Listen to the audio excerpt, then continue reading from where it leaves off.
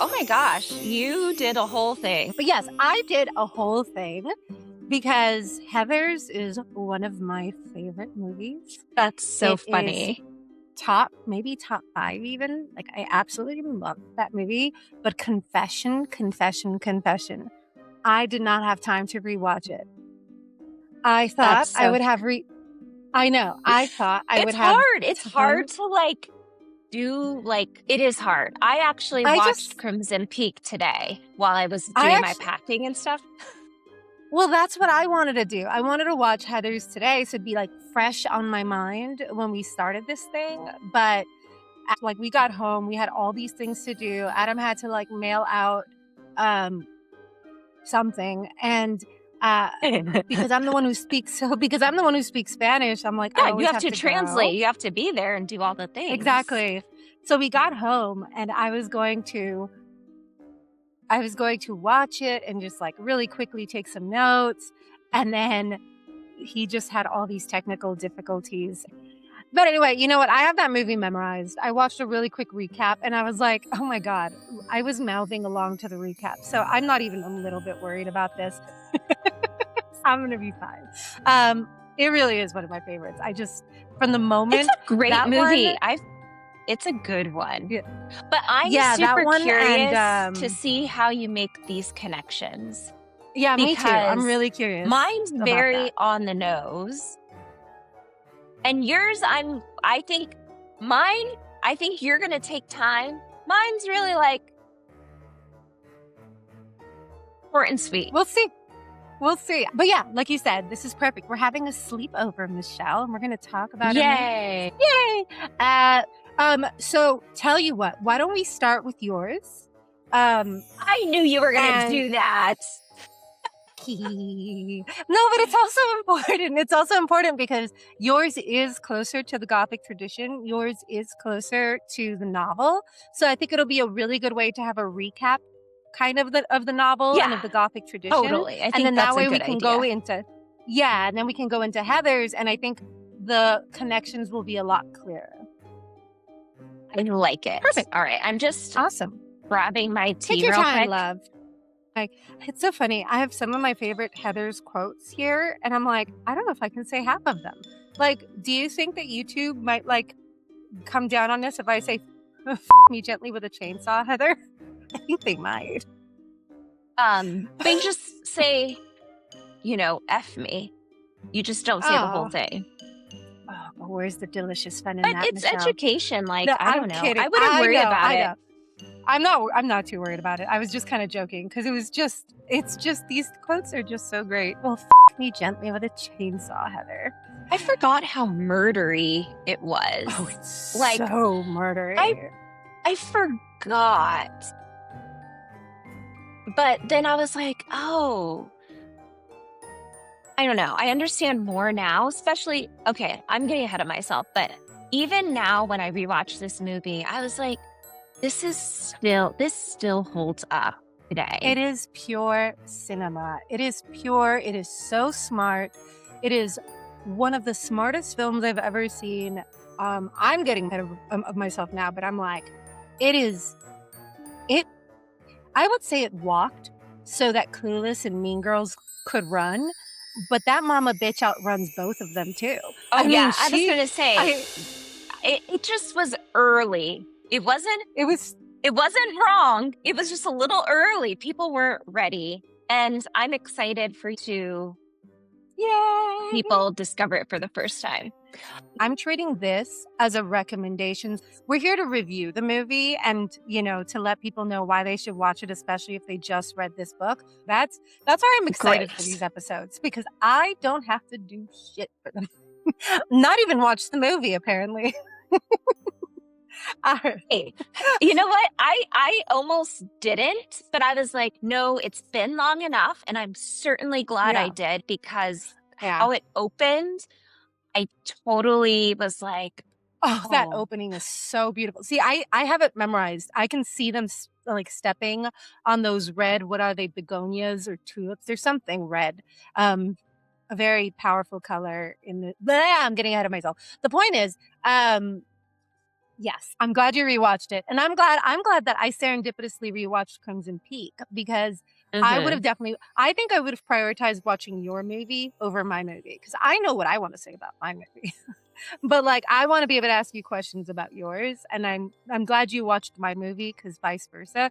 Just take it easy on me if I don't remember something, help me out, because Oh, obviously, maybe I don't remember, but I'm pretty sure I have that no, movie you're when good. I tell you memorized scene by scene. Let's get started. So, it's so easy to talk to you. Hi, welcome to another very special episode of Annotations After Dark, where we don't talk about in books, but we talk about book-adjacent things. Mostly movies, because Michelle and I primarily developed a very close relationship over our love of movies, horror movies specifically, kindred spirits from the moment we figured that out. And so, of course, every time we read a book, we're looking for some kind of adaptation, one which we did last week. We did Fennell's Wuthering Heights. How did it compare to the book? We gave it 2.75 daggers. Take a stab Good. at it, but for its I think our consensus on that was I wish it had been called anything else but Wuthering Heights, and in and of itself, it would have been a fun movie. Nothing special, but really beautifully done. This week, however, we're doing something a little different. We're not reviewing a Wuthering Heights adaptation. We are reviewing a movie that we feel adapted Wuthering Heights without having any connection to it. So with these ones, we're going to be looking at movies and we are going to be saying, you know what? Vibes. I get the vibes of this book in this movie, and here's why. And I think that's going to be a lot of fun because from the minute we started reading this book, I know that I was mentioning my movie over and over and over again. And I was like, oh my God, you know what this reminds me of? That's what kind of gave us an idea for these episodes. So we're going to start with Michelle's today. Michelle, why don't you tell us what book is still a better love story than Wuthering Heights, or what movie in this case is still a better love story than Wuthering Heights, in your professional opinion? Great. So the movie I picked is Guillermo del Toro's 2015 Crimson Peak. I Oh my gosh, really love stab this me so movie. many times with that movie. Stab me so many times with that movie. I love that. Good. I remember seeing the movie in theaters and I was just struck.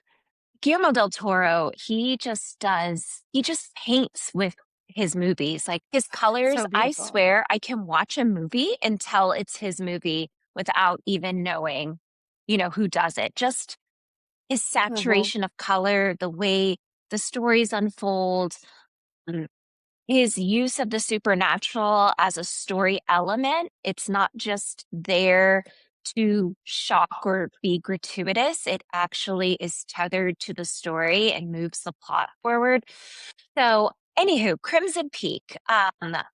What a Very gothic, by the story. way, right, Michelle? Very Super gothic in gothic. that I mean, way. my pick was very on the nose. If you have seen this movie, you instantly are like, yeah, absolutely. I mean, the time it's set in Victorian era England.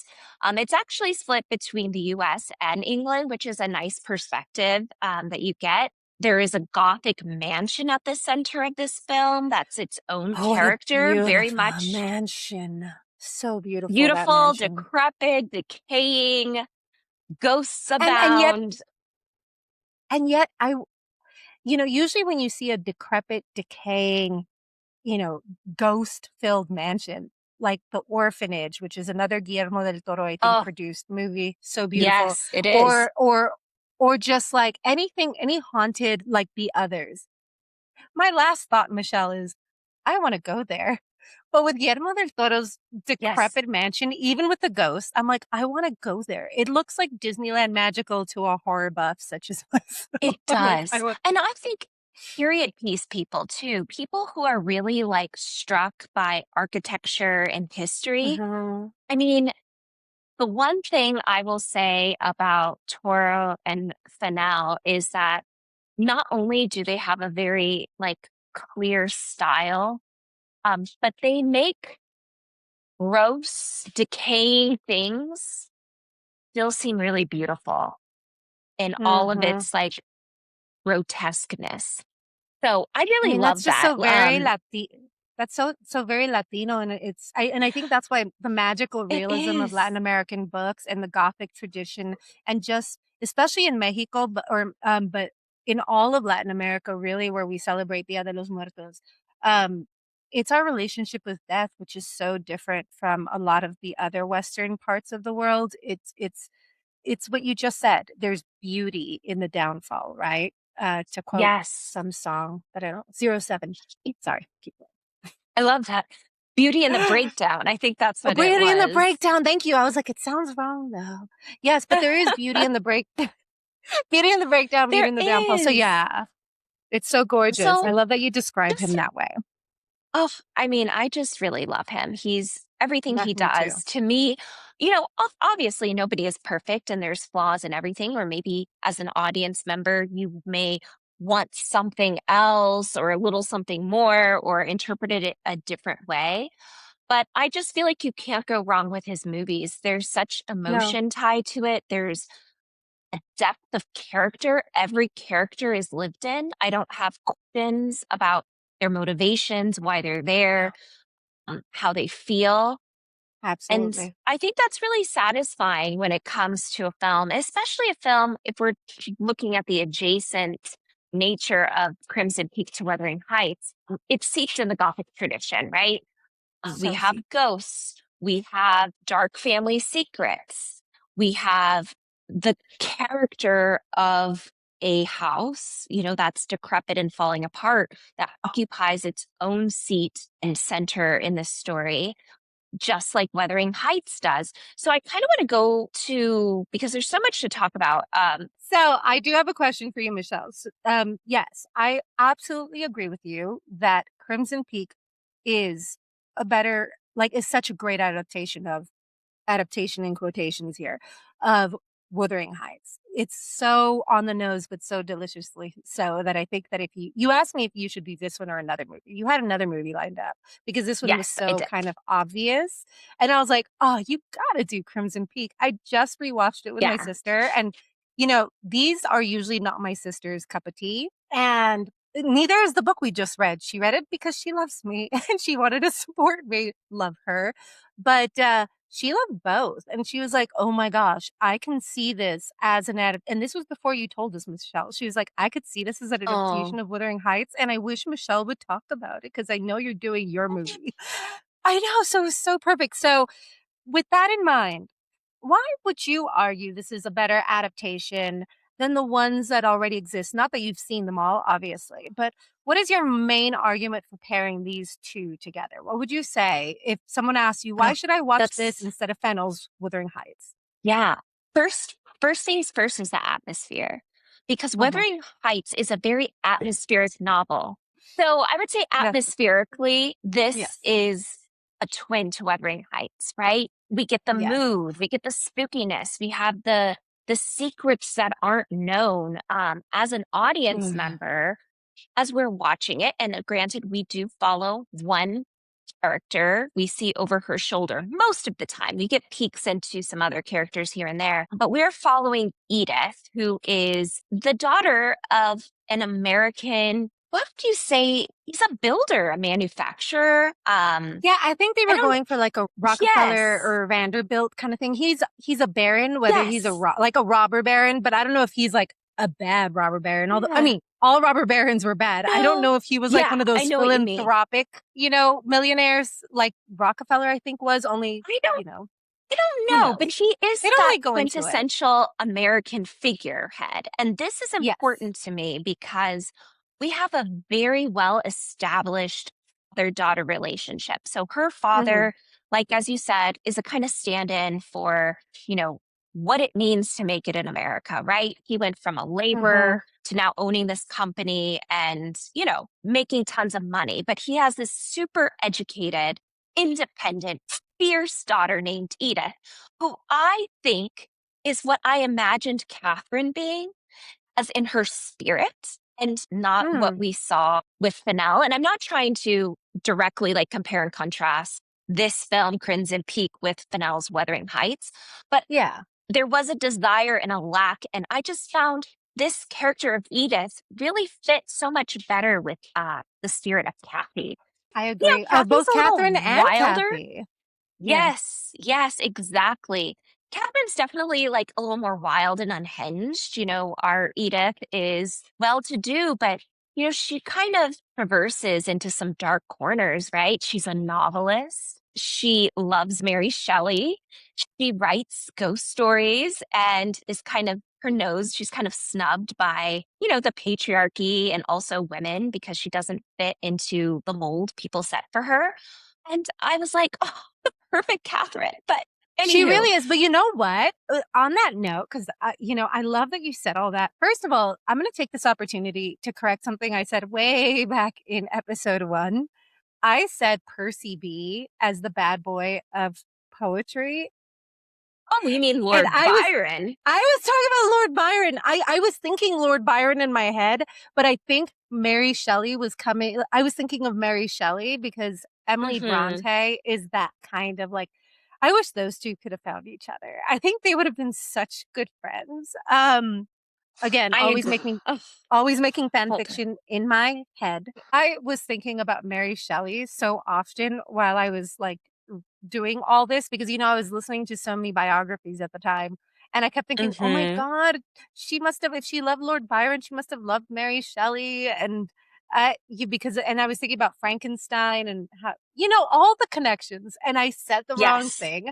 And then I was rewatching it and I meant to do one of those blurbs to correct it and I forgot because I was so overwhelmed. So guys, anyway, all that to say, it was Lord Byron is the bad boy of literature. I am mortified. He And is. that's that's who she really kind of loved. But that said, when you were talking about Edith, I looked at my sister and I turned to her and I said, that woman is an amalgamation of Catherine, Kathy, and Emily Bronte. She is so Emily Yes, and Bronte Jane coded. Austen. And She Jane is Austen. just She is so a that. I think represent. She's an every yes. woman. She is an every woman for the strong women of that And era. that's what this movie is. It's an amalgamation of every Victorian novel, of all the pieces, the ghost stories. And that's why I think it fits so perfectly as, you Mhm. know, an adaptation of Wuthering Heights. Even the It's Del family Toro's love structures, letter.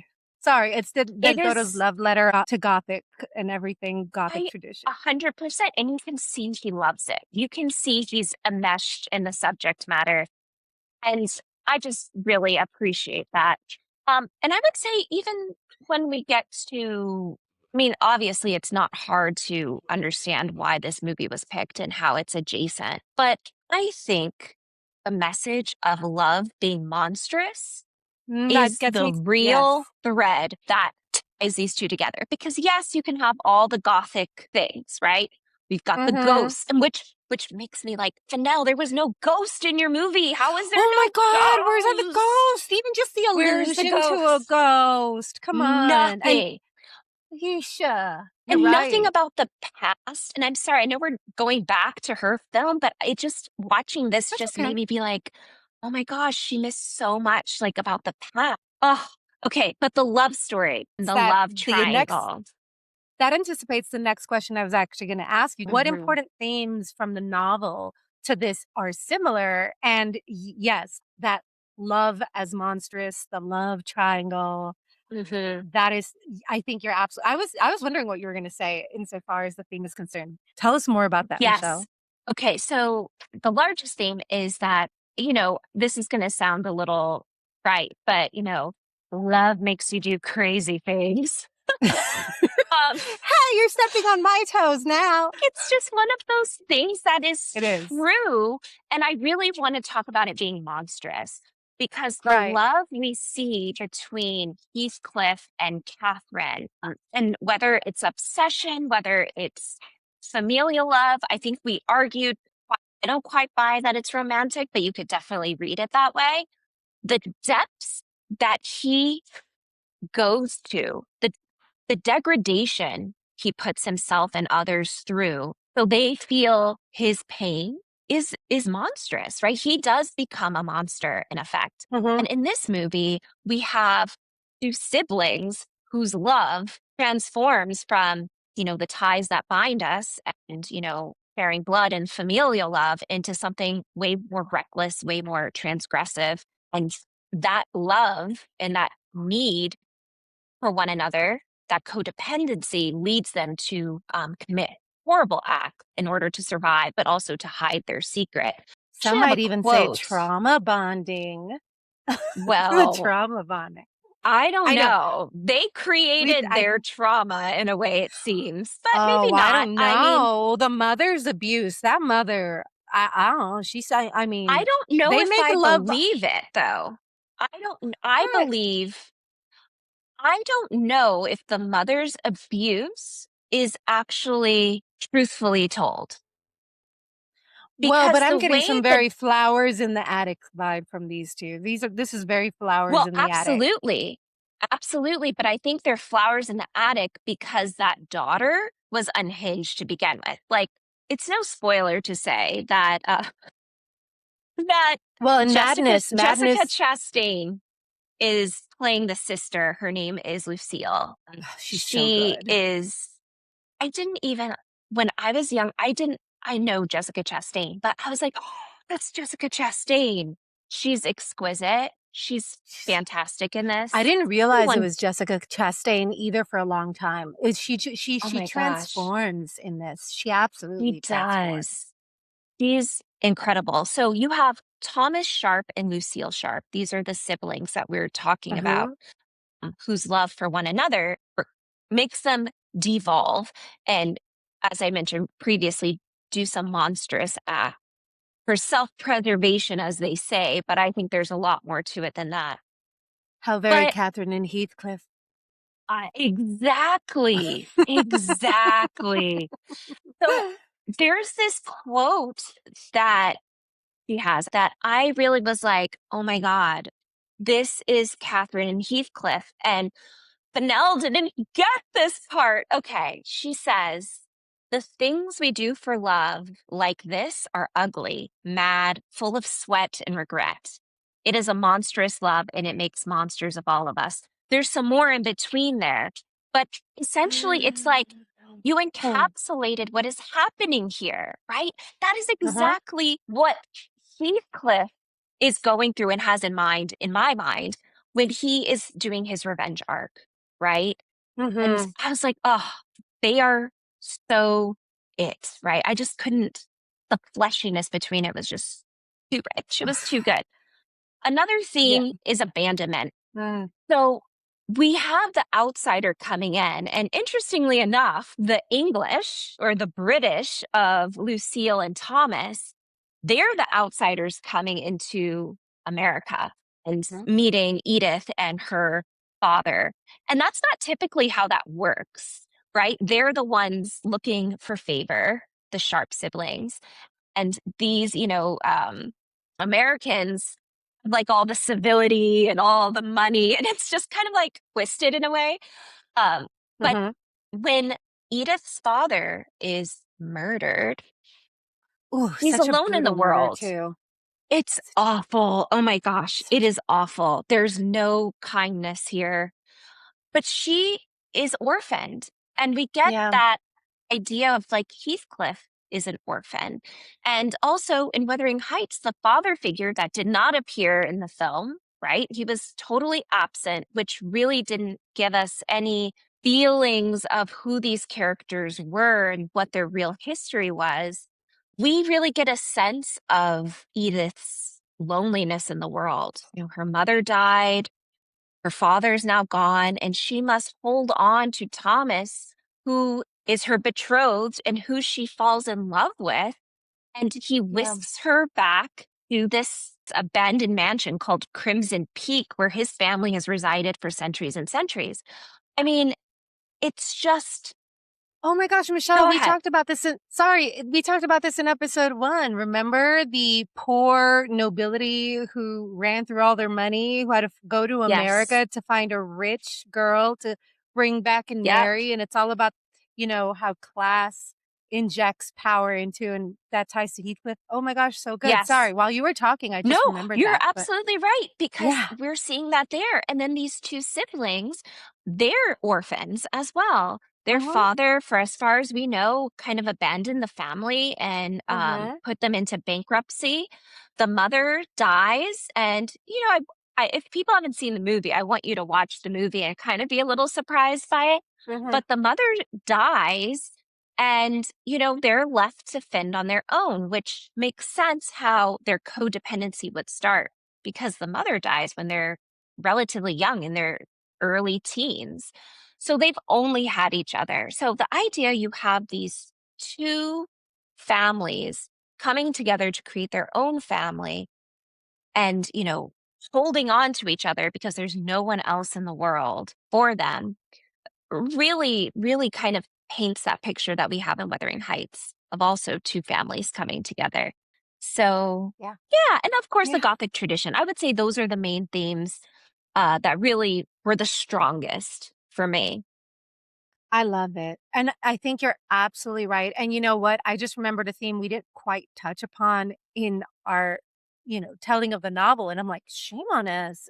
Madness as a Gothic tradition, madness as the supernatural because Yeah. people Oh didn't my understand. gosh. I How could know. we Um, forget? I don't know. I think because the insanity in this novel comes in such physiological ways or it manifests in such villainous ways that it kind of Yes. insidiously lurks beneath the surface, even though we kind of touched upon it in episode 1. But yeah, we completely forgot about that. And in as you were talking, that was the other thing I thought Surely. was, Crimson Peak really it goes into madness, y'all. Like these people are crazy. And so, and if we talk about, Heathcliff in terms of madness and Catherine, I can't believe we had a whole episode. We were like, you made yourself sick, girl. And I'm like, yes, as in crazy, madness, supernatural, the Yeah. gothic. Oh, I shame don't on know. us. We can't We do it can't all. cover everything. We And can't do it all. I don't think our expansive listeners would even want to listen to us if we did. But Right. you know what? You answered so many of my questions already. I don't know if you want to go in a little bit deeper about Guillermo del Toro as a director and why he captures the vibe, but I think you already answered that.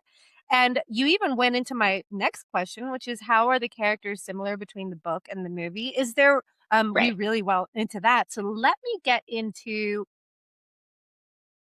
I think we even talked about how the relationship dynamics are. Girl, you're just on it. I'm on it. Do you Well, wanna yeah, do you wanna add anything to the re let's start there because we kind of talked about this, but I don't know if you wanna add more. Are there any relationship dynamics that are similar to you or different? And if so, what do you think is the importance of either that similarity or dissimilarity between how the relationships in this novel mesh up? Is there anything else you wanna broach upon, or do you think you covered it? all I will say is that the relationship dynamics truly are illustrated in a way in this movie that you don't have to question the hows and whys and motivations of the characters. I Mm, often find that difficult. And I think it's difficult in a movie, right? You have a limited space. It's a very different medium than a novel, right? I can write mhm, however long I want to paint this picture of these families, of these, lovers and how they relate to one another. But, I really have to compliment this film because in a little time, I believe it's only 2 hours, maybe 15 minutes long, you really get a sense of who these people are and how they're connected to one another. mhm. Even with the little love triangle there's multiple love triangles, right? We have Thomas, his sister, and then Edith. That's one triangle. And then we Mhm. have another triangle with Thomas, Lucille, and her longtime friend and admirer. Oh gosh, what's his name? I wanna say Alan. Eric. Alan. Alan. I Alan. was so wrong. I was so wrong. And that He looked like an mirrors like what Eric. he does. Yeah. He It's looks because like it. he looks like that Eric Von something from One Tree Hill. He has no, Oh, it's I not thought you were even gonna Eric. say Von Trapp. And I was like, he does look like Von Trapp. Actually. Anyway, we're getting so off base. Yes, him. There's that love triangle. Yes, yes, yes. Yes, and that mirrors what we have with And you know what? Catherine, Edgar, and Heathcliff. I would even say there's a little bit of the Kathy, her father, and Thomas too, right? Because like Kathy's Yeah, fathers. I mean, in the way that we talk, I know how you feel about this. I don't mean it, and none of these are like, I don't mean it incestuously. I mean the way that like, the way that he's being pulled between his sister and Edith. And then she's being pulled between this obvious, connection that she has with her father, and her father is the reason she can't be with Thomas. Right. That's what I I mean would by say it. Not that's not the I'm strict glad love you triangle. clarified because whenever I think love triangle, I'm thinking romantic interest, right? Yeah, And yeah, I yeah, yeah. know that's not what you were talking about with her father, but it's like I almost want to say it's like her obligation and her love for like, am Mhm, I going to try? She trusts her father, but she's also mhm. like, I trust myself. And I love that It's very about her spirit. cocky. It's It very is. And cocky. she says, I know you love me and I know you're telling me and going to guide me and tell me what's true, but I also know I need to do what's best for myself. And I'm willing to, I don't, if I think she's willing to risk her feelings, right? She's not someone who's like, I'm risking it all and throwing everything away. That's not it at all. But she's like, you know what? I'm ready to Mhm. go out on a limb to see. And there's this, oh my God, there's this moment I would say it's the exposition of this film, where Thomas Sharp is in America and they're at this kind of like ball, if you will. And because he's from England, he's going to show them how to do a waltz, as one does, right? And he asks Edith to waltz with him. And Such a good she scene. is not like a social butterfly. So she's like, no. So anyway, the whole It's conceit of it's this is ugh. it's so good. But her line is so everything to me. So he says he can read on her that she's reluctant to do this. And he says, sometimes when I'm uncomfortable, I just close my eyes and, get through it. Right. I'm saying this in my words, right? And she says, but I don't want to close my eyes. I want to see everything. It's so good It's so because you can good. see it's the work that is being done here in just the smallest of sentences. You know who Thomas is. When things get hard, he closes his eyes like a little boy. He says, nope, I'm not going to look. And when she comes, she says, I need to see what's in front of me. Mm. I need to experience it. I need to go through it. And I was like, yeah, girl.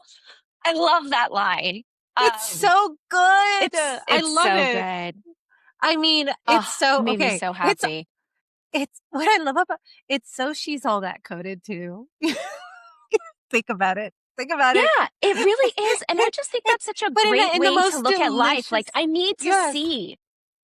You Yes. can't get me through an uncomfortable experience without me Yes. going like, I gotta go through what I have to get through, Yes. and I love that, and that's her Exactly. throughout the whole movie, and I Yes. love it. It is so good, but even just the dance, and I mean, it's just like, "Kiss Oh, me yeah, the under dance the is good very too. barley," and just everything, but then the way it's elevated, like you said with that line, it's like what we wanted She's All That to be when we were teenagers. I would have loved an Edith Yeah. as a teenager, as a romantic hero for myself to look up to, not the damsel in Mhm. distress, but the damsel that saves herself, because Oh she my knows what she gosh, wants, and she she's knows how to get smart. it, and oh, I love She Edith. learns from her mistakes. She's not Mhm. blind. I think she's just a wonderful, wonderful character.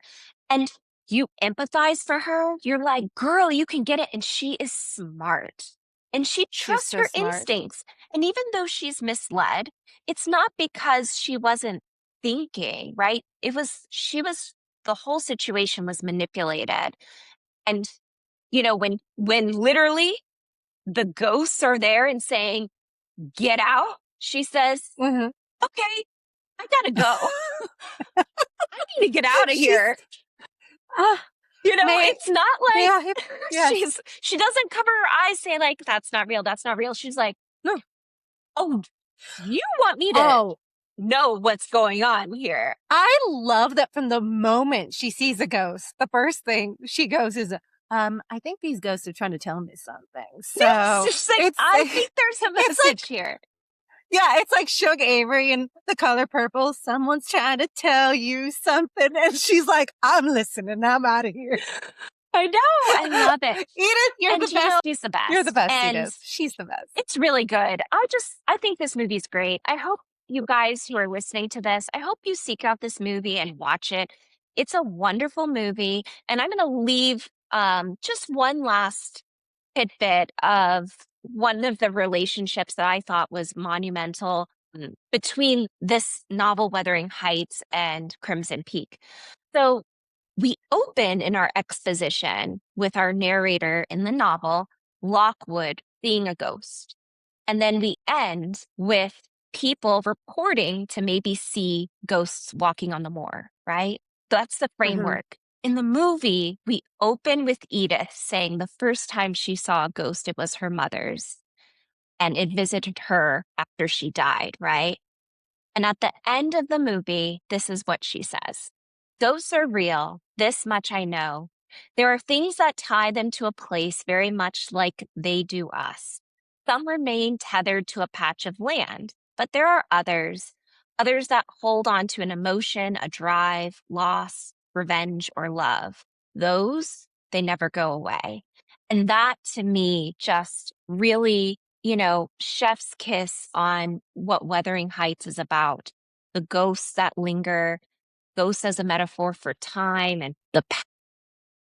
And, Heathcliff, Bryn, Edgar, whoever's on the moor, they're tied and tethered together. And I just thought, oh, I hope you guys go see this movie. It's a great Ugh, movie.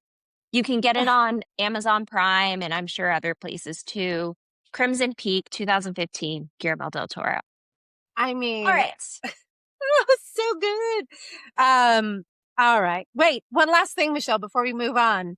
And by the way, Okay. Michelle is so good that like I was looking down to see like what questions I still had for her. And this woman answered all my questions, like all Oh, of that's them. so And I was like, funny. oh, and I was just like, okay, well, that's great. I have no purpose here. How many daggers would you give this movie? Like if you had to, Oh, give this movie how many daggers? I think I know what it is, and I'm gonna be mad if it's not exactly what I think it is. I'm giving it 4.5 I'm surprised. Why? Why the because 0.5 knockoff? I actually don't have a reason because It's just a okay. Yeah. feeling. All right. You know what the real reason is? Mm. The English teacher in me says nothing is perfect. You can't get an A plus on an essay. There's always something. You can get. I've Um, given okay. 98%. Yeah, At least go that's 9 4.5, point. 4.5, 4.75. Okay. Okay.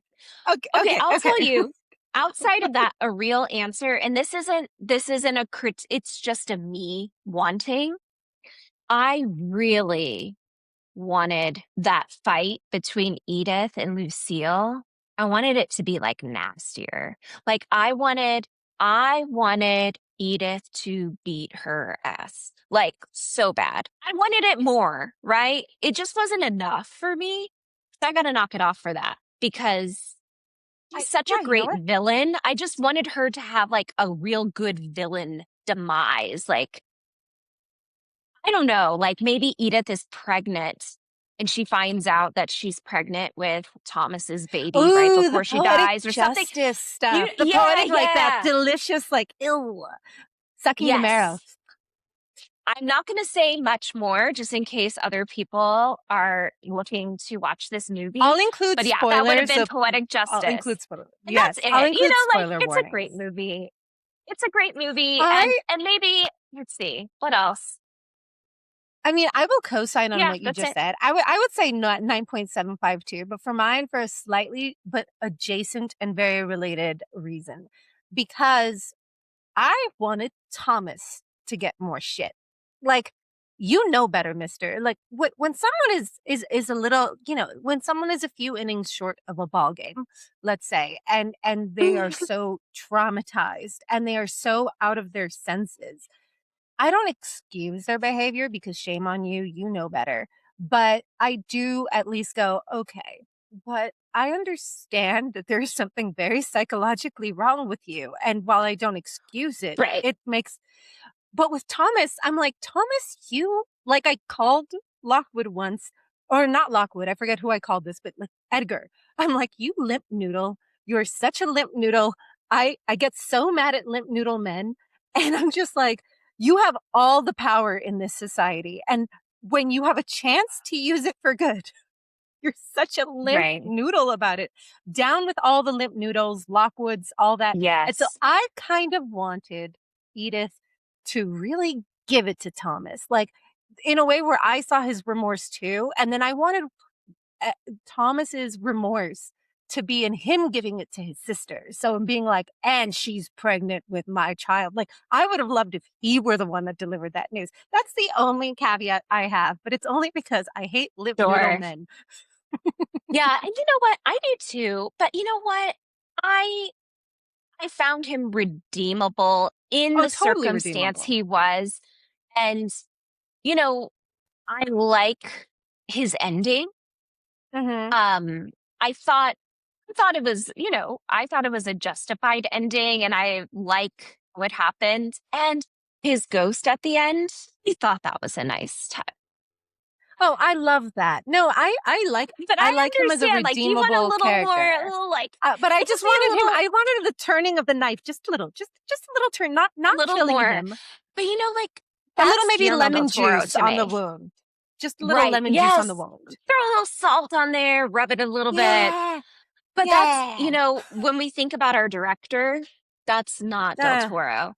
I And know. and that's okay. And that's okay because he does enough to where, you know, everyone gets their just desserts. Hmm. No, I agree. All right. Well, let's hear God, about your movie because yeah. this I've been dying to hear. I All right. really am intrigued. Uh, So, why don't you okay. share with everyone the movie you picked and Okay. like a clip it of why before you dive in? All right. So my surroundings right now are very themed to the 80s. That's your first clue. This is one of my all-time favorite movies, probably even top 5. I imprinted on this movie when I was in middle school. Probably too young to be watching it, but que sera, sera. And the I think movie it that was I aimed at chose, you though. I You know think what it I mean? Like, was. I think it was for that age group, but then watching it back, you're like, oh, Oh, we were oh, raised differently. We were latchkey kids. There was very minimal parental supervision. Um, so and thank God. I love when and where and how I grew up because I loved it. But anyway, my movie was Heathers. I think for me, the minute that I started reading Wuthering Heights, I could not shut up. Every time that Michelle and I would meet up, I'm I like, but know. it's just so Heathers. And she was like, okay, Claudine. So yes, Yeah, I'm Heathers. so excited because you never really explained. And I was like, I'm looking forward to being pulled to your side. I am. Yeah. My sister was like when she first I think she was seeing a video like, she sometimes would watch me edit certain things if she was around. And I think I said it once and you made a face and she's like, "Michelle, don't believe you." I'm like, She's like, I want to know "Michelle's why. not buying it." Yeah, and I was like, Well, "That's let me okay." ask you. That'll be your first question. So, Yes. first question is actually, when did this movie Hmm. come out? Who's the director? Before I get Okay, to ask my this movie question. came out in 1989. I was not the biggest fan of the 80s when I was living in it, but now looking back on it, and especially compared to what we're living in now, it is the best era ever. But yeah, so it came out in 1989. So 80s adjacent, going into the 90s. I'm looking up the director right now. The director is Michael Lehmann. Now, I suck at directors. Everybody's always like, "Oh yeah, that director." And I'm like, I apparently like all of his movies. Everything you've just said, I know exactly who he is, because it's usually a he. And, they're like, "Oh, so you love so and so." And I'm like, "Who?"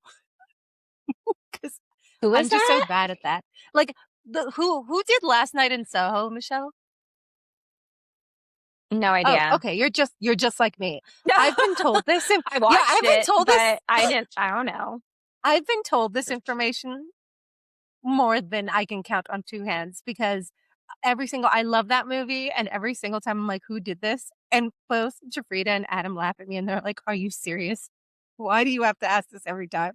I'm like, names. They are not my friend. Just ask my students. I'm terrible at them. So yeah, director is Michael Lehmann. I don't know if he's done anything else. Michelle, would you happen He to know if he's has. done what has he done? Yeah, I think most people would know 40 Days and 40 Nights. Mm, He did never that saw that movie. movie. Was in love with Josh Hartnett once Um, upon a time though. and the other movie I know he did that I know is called Airheads. Oh, I know Airheads.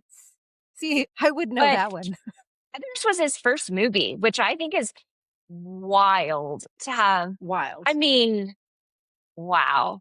Like, hats off, man. You I mean, you did your big one there for the sure. 80s were a wild time, man. The 80s were a wild time. And then the writer was Daniel Waters. And I only mentioned both director and writer because for a movie written by men, this is so teen girl coded. Like he really, without being insulting, without looking their nose down or a hint of mockery, it was rather in what I love about this movie is that it feels like it's in awe Oops. of the female strength and spirit. It's in awe of like just how strong women are and how twisted we can Hmm. be. And he just this director and this writer, hats off, man. I hope I don't hear anything bad about y'all because the way you captured what it felt like to be a teenager. I don't know if this is, you are only a teenager in the era that you're a teenager, but for me as a 90s teenager, this just captured what it felt like to be a teenager at this time in the most satirical, dark comedy way. And hats off. Like it's so rare that Yeah. I feel seen as a woman on a teenscape movie in so many different vibrant colors, both literally and figuratively You know, speaking. you know who also is amazing at that as far as writing? Who? Stephen King with Carrie. Yes, he Like is I so I mean, good. when I read that book, I was just like, Mhm. there's no way. Like everything about it, getting your period, the humiliation rituals, like the girl Hierarchy, psychology and the politics. hierarchy and everything about it. It was just like, wow, like, Yeah. yeah, it's pretty I incredible. read that book. Okay, I read that book because of you. And yes, same. Same. I love it. Okay, well, here's the big question. Mhm. Well, it's not really big, but what moment while we were reading, what exact moment, what did you read that made you say, oh, Heathers? Um, I think, God, because I feel like I was saying it from the start. There just Like seemed to be from the okay. First, beginning. from the beginning, like I think what it was at the very beginning was just this absurdist, and I love absurdism. Like absurdism, Camus, my man, who, by the way, I and by just, I'm embarrassed to say, like last year, found out that it is pronounced Camus. I've been going around being like, I love Camus like an idiot because I never said it out loud. I'd only ever read it and nobody corrected me Right. You never, well, you don't know what you don't know, right? until You last probably were like, who is this Camus guy? year. I've never read Camus. Okay. I, Dissertations later. I thought that was hilarious. Speaking of absurdism, well played, powers that be, well That's played. But funny. but anyway, yes, I love absurdism. And there was such an absurdity to Wuthering Heights. But almost like Emily Bronte could look past the pages into your soul like Kathy at the window and just and be like, we all know this is ridiculous, go with it.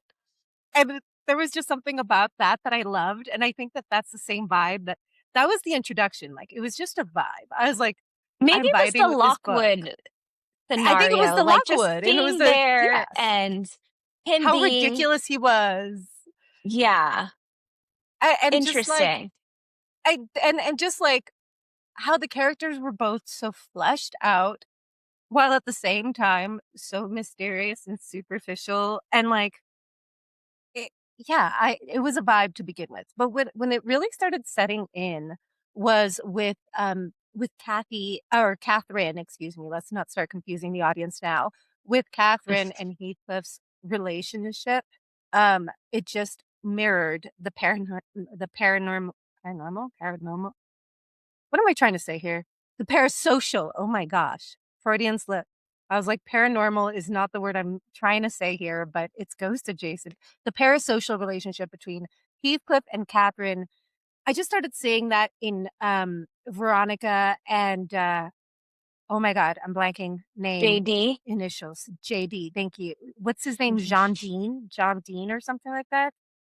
I don't remember. Ellen I Dean, just which is remembered very much JD.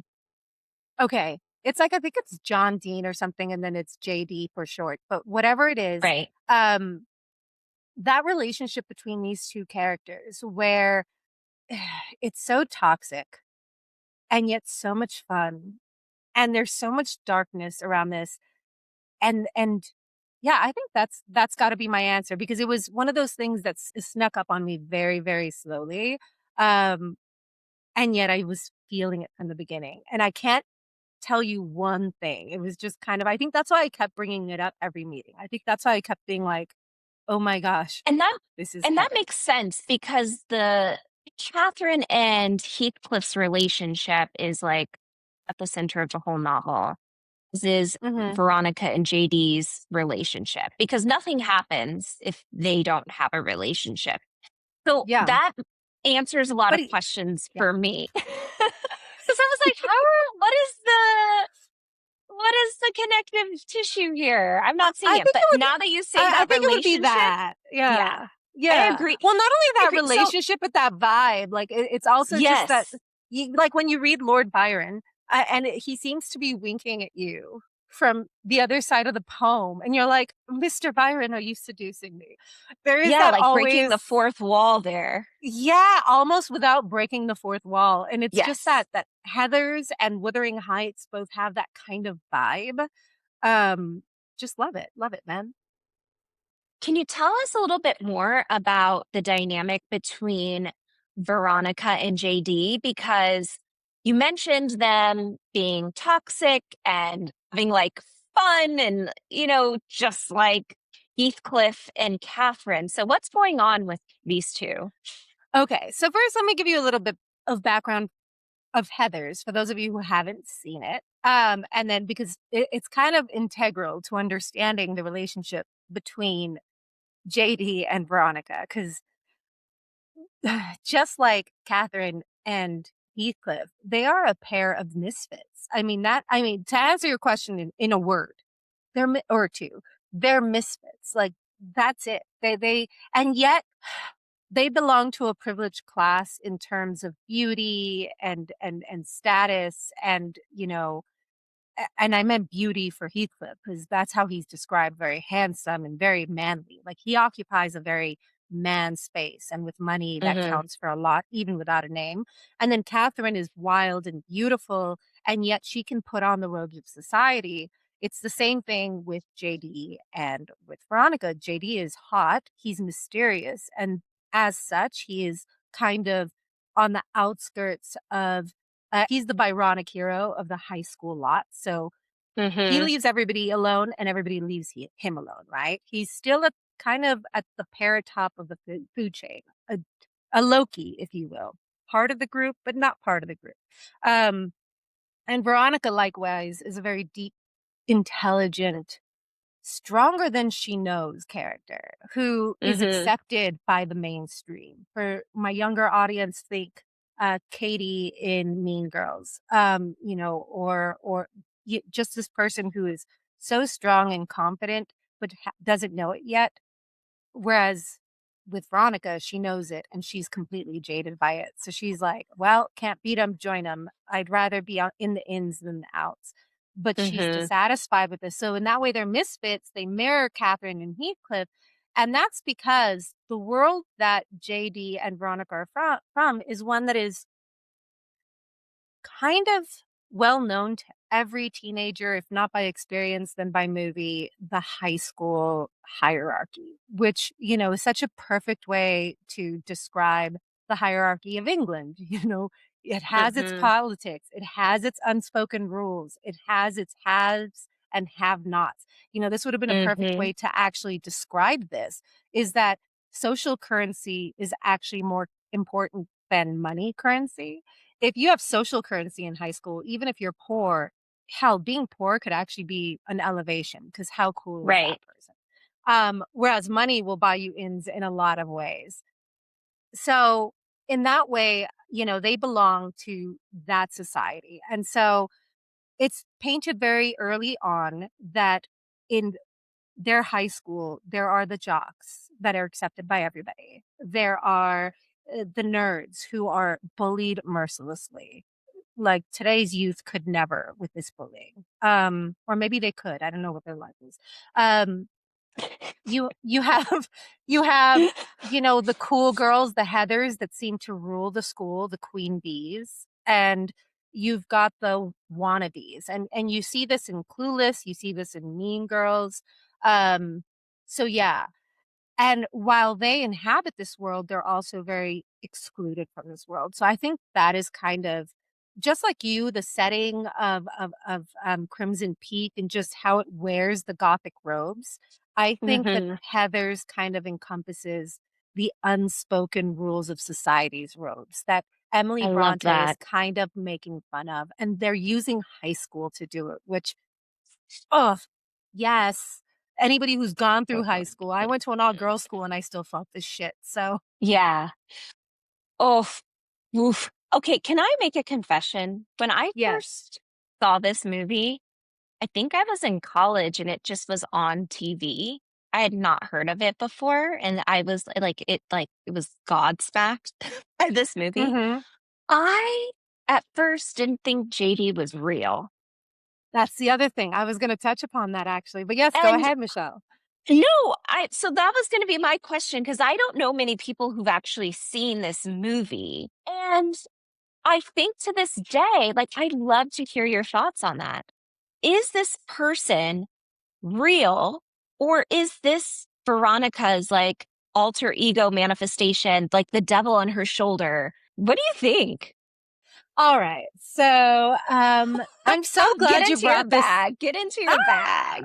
I'm so excited that you brought this up because I was just telling Adam that my husband that that Heather's to me walked so that Fight Club could run. I was like, sometimes I wonder, wouldn't it Oh, I Tyler am Durgan. yeah, I am Veronica's utter lack of disappointment. Like, or no, utter lack of something. Oh my God, I'm forgetting my Fight Club quotes. Um, Yeah, Whatever. I am Jack's interesting. utter lack of uniqueness, whatever. I'm trying to remember the quote and that doesn't matter right now. Um, so yeah, no, when we're talking about Veronica, I always thought about the possibility. I always wondered if this was because she daydreams so much. You cut in and out of the movies so often, which mimics that kind of, again, gothic narration. This idea of Mhm. like, what is real, what is not real, what can we know, what can't we know? Because it's Unreliable all narrator. exactly, because it's all told through Veronica's eyes. And then, in the very opening scene, you've got the Heathers coming out as the mean girls that they are, destroying their parents' like red begonias or whatever. I don't know what flower it is, but they step on it on their way to play croquet, which in the 80s was very du jour for some reason. Everybody had a croquet set, it seemed. Um, Like nowadays pickleball, right? yeah, It was the exactly. It 80s was pickleball. yeah, good connection. And so, I mean, not everybody. It just seemed in a movie. People at home are going to be like, "Girl, who nobody had croquet and Pico Union." I'm like, I meant in the movie. Everybody in the movie seemed to have this. But anyway, so yeah, they're playing this croquet and Veronica, and then it flashes over to Veronica being buried up to her neck, and then them jamming the ball into her head, and then it zooms out and she's daydreaming. She's writing in her journal. And so there does seem to be the only thing is that Christian Slater does whisper in Shannon Doherty's ear, but you could almost think about him as a Che Guevara in Evita, where he's just like the manifestation of chaos. And that chaos Yes. is just all Yes. around Veronica at all times. And so she's seeing him more than often. And yeah, I think I love that you brought that up because I was like, I have always wondered to what extent this is very Fight Clubby or Fight Clubby is very Heathers because at the end, spoilers, cover your ears, stop listening. Um, at the end, when he blows himself up instead of blowing up the school, Wild, but yes. I mean, wouldn't it make sense that she's just blowing up that psychosis and you have to wonder how many of these kids actually died or if she was just sitting there killing them in her head. I mean, it's such a good movie. And yes, that is that gothic tradition also that I was feeling that there is just an uncertainty about what is true and what is not and what version of the story we're really getting, I would And say. with that, because the movie is titled Heathers because in this movie, and if you've seen Mean Girls, the popular girls are called the plastics in Mean Girls. And in this movie, they're all actual Heathers. Like their names are all Heather. Yeah, and in Recess, there are Ashleys, and then there's always the Jessicas, and there's Yes. always the Skylers. And, you know, again, sorry to interrupt, but I just really wanted to also bring this up with the theme. It's that the Gothic tradition of the past repeating onto the present. The reason these girls are the most popular girls is probably because their mothers were the most popular girls, and they gave them the Right. most popular names, and it's just that popularity recycling, right? And Veronica's Right. the dark-haired queen, much like Catherine, who is trying to be of the popular girls, but isn't of the popular girls because she doesn't want to be of the popular girls. But sorry, go for your question because I'm just jumping the gun. Well, my question is what is accomplished with the death of the Heathers? You know, if in the movie they may or may not be dying, but let's just take the movie at its face that, over a course of time, the popular kids are dying off, if you will. Yeah, let's treat it as absolutely real because that's my preferred method of viewing this movie. So, what do you think Veronica's gaining? What does she gain from the deaths of these popular? Um, I think she gains liberation for herself. If we're gonna, I think, okay, I'm gonna answer this in both, if you don't mind, both Mm-mm. scopes of the question if it's real and if it's not real. Right. So, okay, so if it's real, I think that what she gains is justice. I think that she is like this person who has gone along with the status quo for long enough. They've ignored it. They understand the game. They're very intelligent. And they just realize, sort of like our rakish anti heroes, who, like Han Solo, who's like, look, I'm not of the rebellion and I am not of the empire. I'm just me, man. I'm doing me. Leave me out of it. I'm going to do what I need to survive. I don't care what's right or what's wrong because the world is insane right now and I don't care. And so moving that into Veronica's space, she lives in a very unjust world. She's a girl that you can see has a lot of empathy. The movie's scope constantly shows you Veronica's empathy. She has a lot of kindness. She doesn't like the world she lives in, but she's forced to live in it.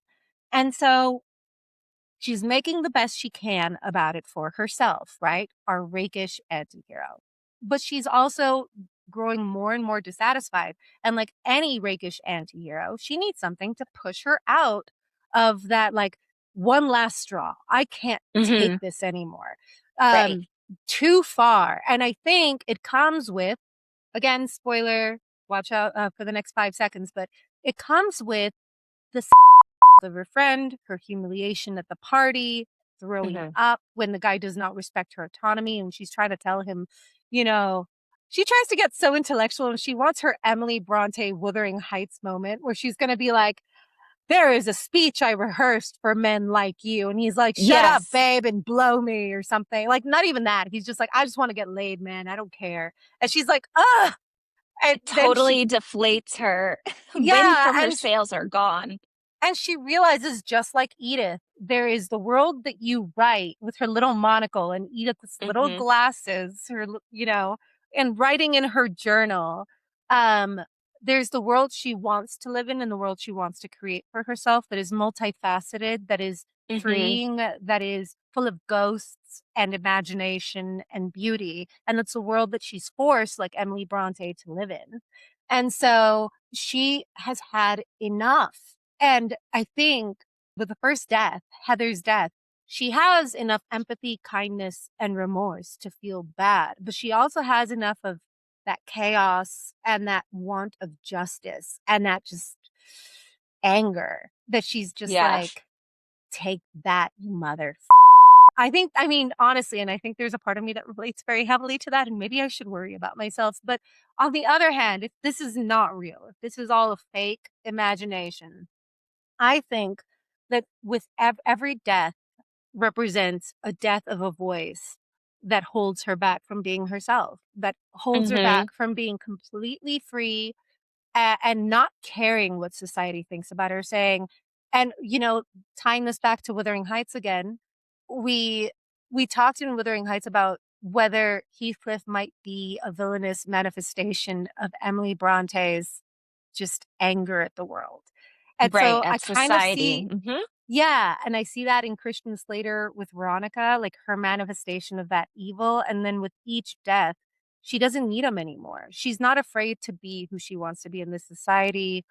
She's like our Isabella in Fennell's Wuthering Heights. I don't give a Hmm. damn. I'm going to live the way I want to. I mean, it's just, she's the most perfect female hero. I love, and she reminds me of Kathy too, like Kathy's circumstances.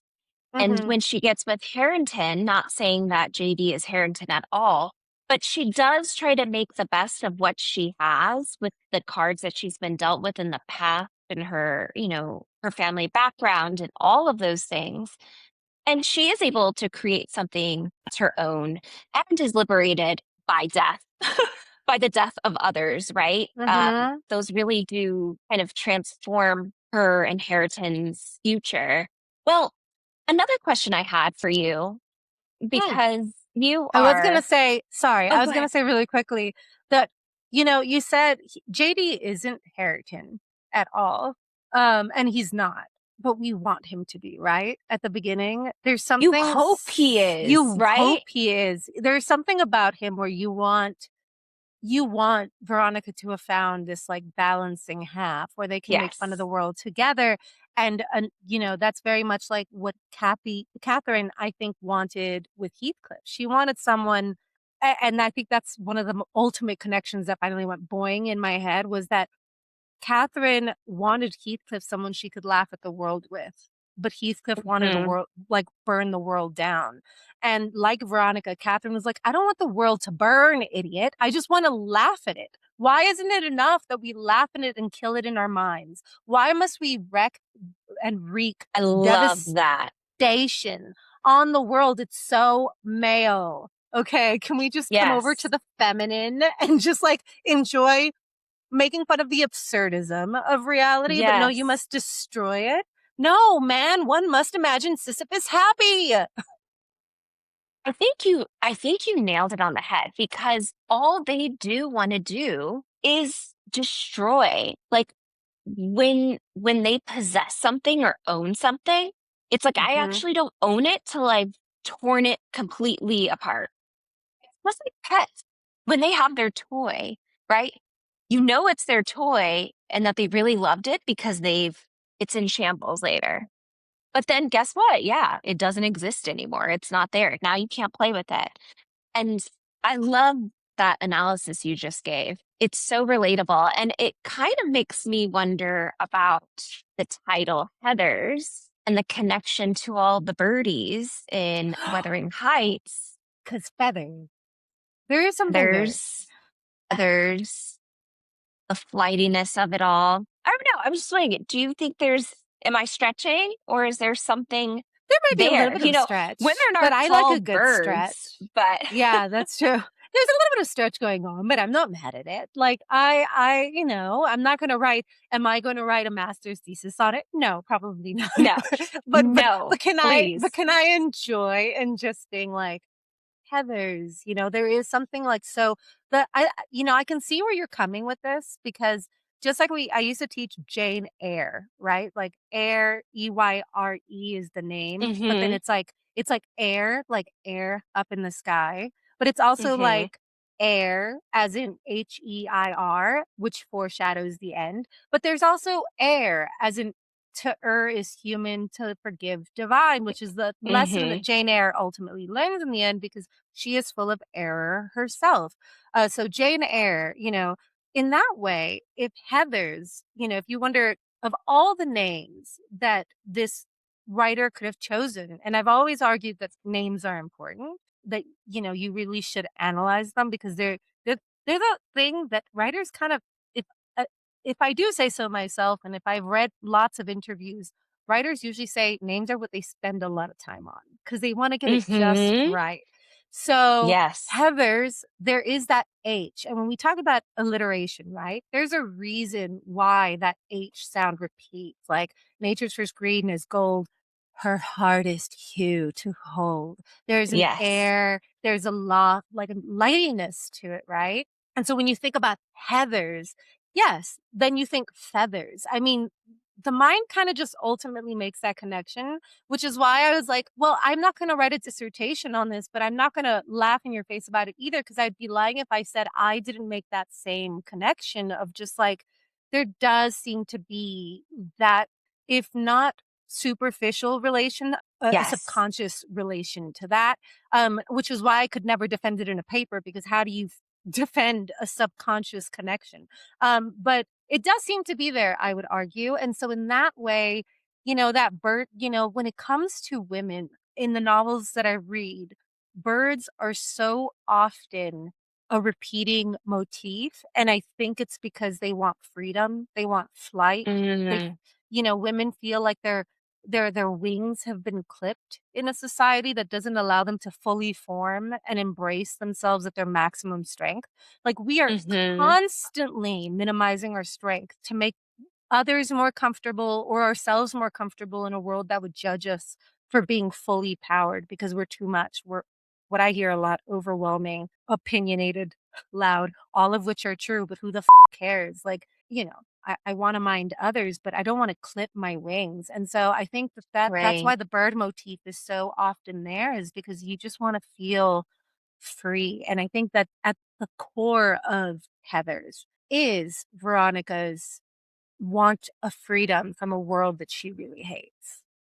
And isn't it interesting that with JD's introduction, it seems like she's getting that freedom, but she also seems to be even more tied down than ever because Mhm. she does have latitude in her high school. I mean, I don't think you mentioned who's playing Veronica. You mentioned Christian Slater.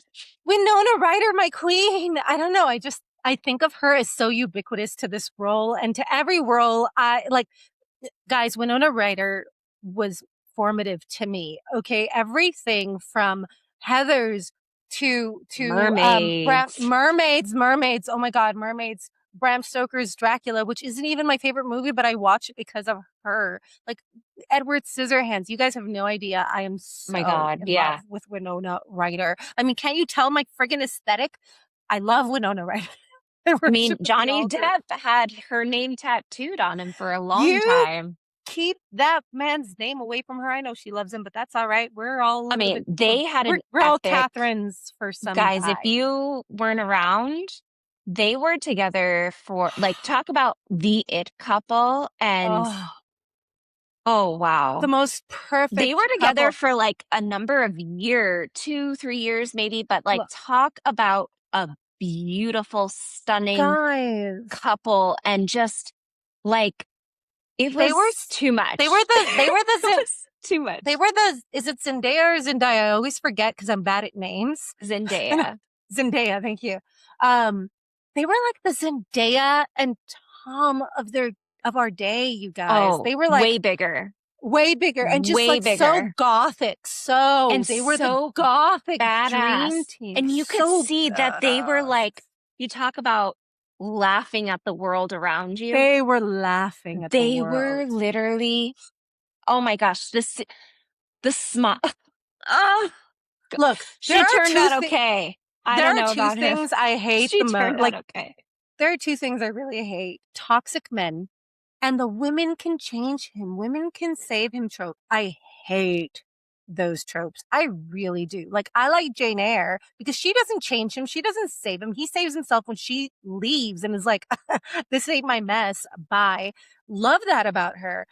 But I say that only to say, as much as I hate Johnny Depp and I think he's gross now, they were so big that there is still a part of me hating that trope as I do, hating toxic men, disliking Johnny Depp and what he's done to every Tim Burton movie since 2005. All of those things combined, they were so big. There's a part of me that goes, if they had never broken up, maybe they both would have been okay. Michelle, Well, that's how big they were. Like, I'm I still like, know. y'all should have I stayed know. together. You guys could have. Okay, Yeah, guys. they could So have. yeah, It was I'm a insane. great couple, but like to go back, Okay, back. Take me yes, back. So yes, Veronica's played by Veronica Winona Ryder. is played by Winona Ryder. And there's probably a reason why I love her so much. And it's probably this movie. Like, Yeah, I it's identify with Veronica iconic for so hard. sure. It really is. Well, let me Sorry. ask you, Okay. do you think she gets the freedom at the end? What does she get? Because I'm not sure. That's why I'm asking you. Okay. I like that her journey is unfinished at the end. So again, once again, Agreed. spoilers, a little bit of a spoiler here. At the end of the movie, there's this girl that the Heathers have been making fun of mercilessly. And one of the darknesses of this movie, so trigger warning, and I should definitely remember to include this trigger warning at the beginning as well. Trigger warning for those of you who might want to watch this. This movie makes light of murder. It is a dark comedy after all, and it is satirical. Hmm. Think Jonathan Swift and Dead Babies, okay? Which I am disgusted and loath to say is no longer a satire, but I digress. Gross.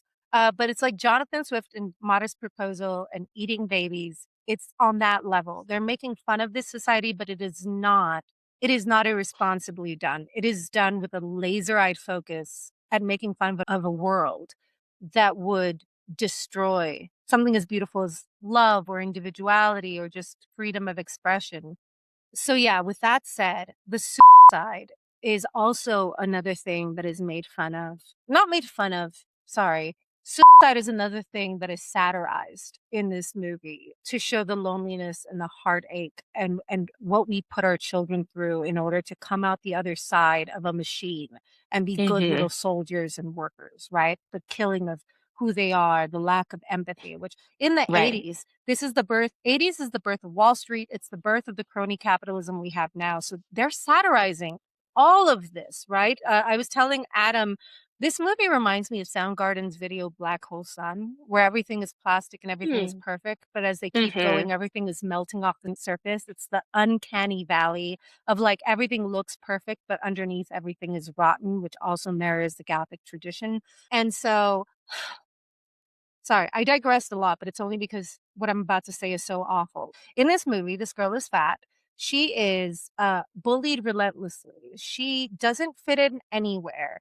And she's kind of a recurring motif throughout the movie. If Christian Slater represents Veronica's chaos and her nihilistic tendency towards burn it all down, this girl, this bullied girl who just happens to be fat, and that's basically all the Heathers see about her. That's all she's reduced to for the first 2/3 of the movie is a running punchline to everybody else, but to Veronica is her empathy. It's her kindness. Hmm. It's what she sees as wrong in this world. And so while everybody else in this movie, because all the popular kids are dying by suicide, of course, just I like in know. Mean It's Girls, wild. it's wild. Then, all the other kids want to die by suicide too, except where the satire really is at its most beautiful is in those moments of quiet reflection of kids who actually are being lost by the system. The girl that Veronica sits next to in the bathroom who tries to die by suicide that she saves because she was assaulted, who Veronica talks to and helps get through that in whatever way she can. And then this girl who tries to die by suicide and it becomes a joke because she gets hit by a bus, but she's so fat that the bus couldn't kill her. I mean, just Yeah. really dark shit. Okay, you guys, I'm Right. not trying to sugarcoat this at all, but it's all satire and for a very important reason, which is to turn the lens back on us and be like, Mm-hmm. we are the ones that laugh at this. We are the issue. So at the end of the movie, sorry to get all the way back to your question. That's all good. Yeah, she is walking out and she rips the headdress off of the lead Heather Sawyer, played by Shannon Doherty. And this red headpiece represents power because in this movie, red represents power, Mm-hmm. which is why as Veronica becomes, she is blue at the beginning of this movie. That's what I meant by these colors are so represented. She is blue at the beginning. And then when she's with JD, she turns purple as she starts becoming powerful with all these murders. But then at the Mm-hmm. end, she's back to blue, but she rips the red headpiece off of Shannon Doherty, puts it in. She's like, there's a new sheriff in town, bitch. Brilliant.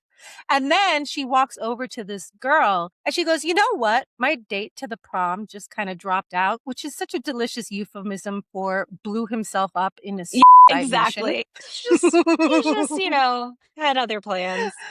So I now have a free night. Do you want to go rent some, new features, pop some popcorn and just hang out? And the movie ends with them walking out with basically it's a very Casablanca coded ending of Louis. This is the beginning of a very beautiful friendship. Yeah. And so I think that I would say Jesus Christ, that was the longest answer to get to this ever. But I would say that she is the Humphrey Bogart at the end of Casablanca saying, well, I didn't get what I wanted. But you know what? I've never felt more free in my life and I feel pretty good. Tomorrow I might be back in chains again. And tomorrow I might have to do this all over again because I'm still a teenager and it sucks. And it's like a never Mm-hmm. ending hamster wheel of lessons. But right now, I'm making a new friend. We're going to go watch some movies. And I've learned something from all this. So I'm never going to be that bad again. There's going to be, and Yeah. the next time something comes at me that is bad, I'll have a foundation for how to deal with the next thing. So she may not be completely free at the end of this movie, but she is on the way to finding true freedom in a society that seeks to enslave her. And she doesn't I have to go love all the way that. to JD. She doesn't have to go and become a Heather and a total capitalist Trump supporter. She doesn't have to go do any of the things that society tells her she needs to do. She just needs to follow what she thinks is right and she will always be powerful with the red in her hair, but she will also be herself with the blue on her body, and she will do what she needs to do. It's the best movie ever. And don't That's let the so satire awesome. turn you off from it. I know it's dark, but the message underneath, it's like the Gothic tradition at the core. It's beautiful. Don't be afraid of the sublime. Don't let darkness, and that's the ultimate thing. Don't let the darkness of Heather turn you off from its absolute beauty of the message that it's carrying within. I love that.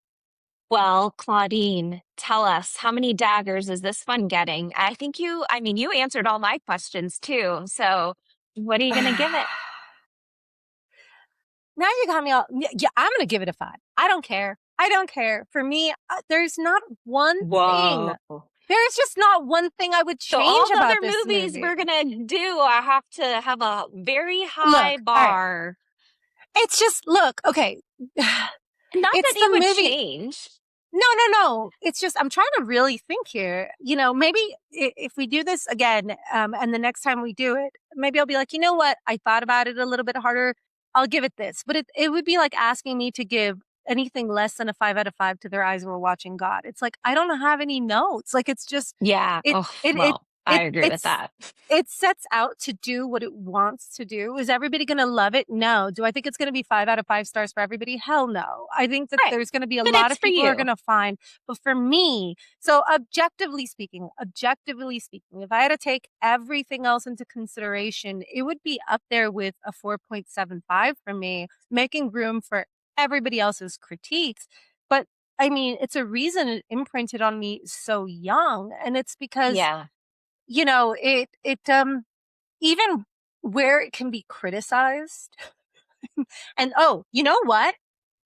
But see, even where it can be criticized, it's making fun of that society. Like I was going to say, it is homophobic and I don't like that, but it's not homophobic. It's making fun of stupid homophobic people. It's Yes. not fattest. It's making fun of stupid fattest people. It's saying this is a ridiculous, absurd society. Yeah. Look in the And mirror. once you do that, it's like, hey, I'm only ugly because I'm reflecting y'all. And it's like, how do I criticize that as a movie when it's done so well, so funny, so Right. And I perfectly think that's the acted? thing. It's done well because there are movies who try to do that, who try to hold up a mirror Lisa to Frankenstein. society, That movie. and it and Sorry. it and it fails because it lacks what it's trying to say. And I think Heather's doesn't have that problem because what it's trying to communicate is very clear and it's repeated through all of those different lenses of all of those different eyes. So Agreed. I'm not surprised by your rating. Yeah, I know. I That's know. It's so awesome. cliche. And I do want to say something. I'm sorry to those of you who I might have insulted because you really love Lisa Frankenstein. I don't mean to yuck your yum. It's just, to me, is such a Heather's antithesis because, it doesn't seem to be pointing a finger anywhere. It seems to be just chaos for chaos's sake and Right. horror for horror's sake and shock value for shock value's sake. And I never could find a thesis in it or anywhere to hang my hat of what it was making fun of. And so it just kind of felt cruel. But then again, I am not of this generation. So perhaps this is why I wanted to acknowledge that. I was like, perhaps to this generation, they know exactly what it's making fun of because they live in a very different world than you and I or the Heathers lived in. Like Heathers is Yeah. making fun of high school, and high school is a very different beast these days than the way that we grew up. So I just wanted to throw that out there and say I'm I think sorry. the beast is the And same, but just the ways of connection have yeah. expanded. Well, Right. so then it's a So bigger beast. It's in some ways it's a worse beast. agree. Maybe not. I don't know. I have no point of reference. But anyway, I just wanted to say that I still don't like that movie. But if any of y'all want to drop in some comments and be like, hey, Lisa I'm gonna Frankenstein is watch pretty it. good and here's why, please do. I love for people to change my mind. I know it doesn't sound like it, but I really do because it means I've learned something past my perspective, and that's what education is all about. But I really hate that movie Absolutely. insofar as right now. So please watch Well, it. Let me now know if you agree. I have to watch it because I didn't watch it because I just wasn't. I saw Lisa Frankenstein and just was like, oh, I'm not interested, but I don't know anything about it. So I'm going to watch it now. And Yeah. yeah, guys, our wonderful audience, we want to know what movies you vibe with when it comes to Hmm. thinking Wuthering Heights. Is there a non adaptation? Put it in the comments because maybe it's something we haven't seen and we'd love to hear your thoughts. So, Absolutely. You know what's funny? I was telling my sister that when it comes to Guillermo del Toro, your guy, I love when he doesn't adapt movies, but he just like writes them or creates them himself. I think they're much yeah. more delicious than his adaptations. But that's what Michelle is talking about, right? Like it doesn't have to be a straight up adaptation. My sister asked me, would you want Guillermo del Toro to adapt Wuthering Heights? And I was like, hell no. I don't like He anything. already did. He already did. Yeah. He Oh my already God. did. Perfect answer. But it's not that I don't like what he adapts. It's just that he's so much better at his own vision. So what Michelle is trying to point out is like, give us those movies that you are just, it just made me go, oh my God. The whole time you're watching it, you're like, it reminds me of that book that I read. Or whenever you're reading the book, you're like, oh my God, this reminds me of this movie that I watched. And I Yes. can't stop making those connections. And we want to hear why. We want to hear just like what we just talked about. Because God, To text connections, right? That's what we text, would say. text, That's what we'd say into we class. would Make text to text to text text connection. connections, right? I And mean, a text that's where your for brain people neural to know, right? connections Like come a from. text doesn't have to be the mirror medium, right? We're talking a novel and a different medium, a film. It could also be song lyrics. It could be a play. It could be a piece of art. So a text can be anything. Yeah. So give us And those that's what, text to text connections. yeah, because that's what builds those neural pathways. That's what helps Yeah. your brain start like making all those, people, my students used to ask me, Miss Aguilar, I want to be a better critical thinker. Like, how do I become a better critical thinker? And I'm like, well, you have to think critically constantly. It's a muscle you're working out. And every time you go into a movie and you go, that reminds me of this, that's the Yes. workout. And it's so much fun. Yes. And don't let it be like a passing little thread where you're just like, oh, that was fun. That's funny. Yeah, I see the connection. Like, ask yourself why. Always be like, hey, Mhm. what is it that Mhm. makes me think these are so connected? Sort of like what Michelle did for me. Like, why did you think this worked with this and how? And what are some other connections you see? That's the kind of thing that just your brain is its oxygen and it loves it. So, Yes. yeah. It does. So I much fun. love It's my that. favorite thing to do. It is really fun. And then taking other people's suggestions, like you mentioned Lisa Frankenstein. I haven't seen it. I don't know if I'm going to like the movie or not, but I get to add it to my repertoire because it might come in handy. It might Yeah. actually feed me and lead me to something else. So, if you guys have time and you haven't seen these films, check out Heather's Definitely. 1989 and Hmm. Crimson Peak 2015. Yes, exactly. Something you just said reminded me of something, and I was like, "Oh," and then I just got so lost in what you were saying that I completely forgot. But anyway, I think that's a great way to end it because I'm not gonna remember. We're gonna hang up, and I'll be like, "Ah, damn it, that's what I wanted to And say." then you can post that at the end. Oh, okay, yeah, I'll just be like, "This is what I was trying to say." No, but you're absolutely right. Like, let me see if I can find them. I don't remember. What were you talking about? Connections? It was gonna Oh, be a like how plug-in. following like other people's recommendations or Oh, what they think of. I'm so dumb. It wasn't even anything special. It was just to lead us out. And I was like, that's a good lead out. But anyway, all I was going to say was, I hope you do watch Lisa Frankenstein.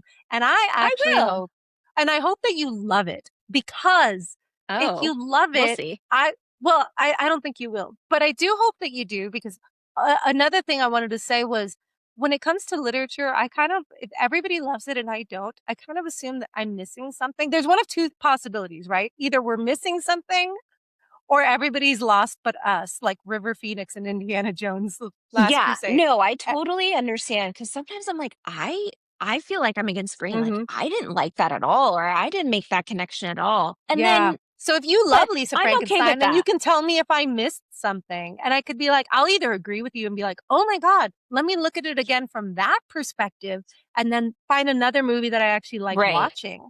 Or I'm corroborated in my opinion, or we just find another place where you and I diverge in our opinion, which is Diverge. also okay. It's okay not to, It's totally okay.